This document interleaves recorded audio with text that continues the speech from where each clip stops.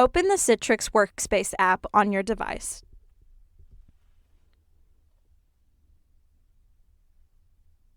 Select the Microsoft Excel 2019 icon. Citrix will load the environment, displaying the familiar 2019 version of Excel with your UK login credentials.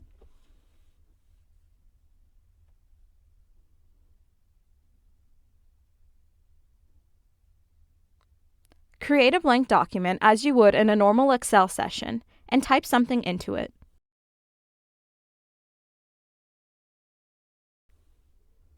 On the right-hand side of the Citrix window, click the Menu option that appears like a triangle facing left to expand the menu. The keyboard option will show Citrix extended keys. The Ctrl-Alt-Delete button is a panic button used to terminate a session if necessary. The Home button will bring you to the app's home screen, allowing you to open other applications. The Switch button lets you switch between active applications. The Close button will close an application when you are finished with it.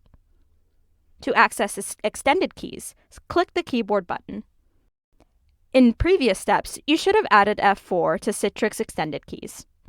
If the F4 button isn't showing up, select the Settings button and toggle on F4.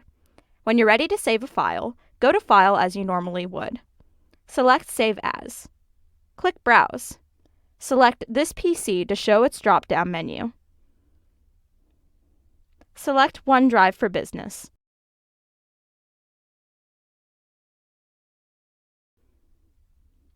Choose a location, give your file a name, and click Save.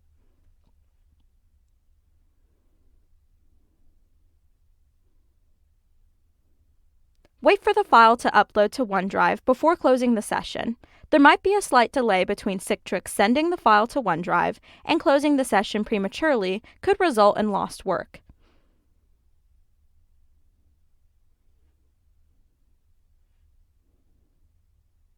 Verify that the file is in OneDrive before closing out the session.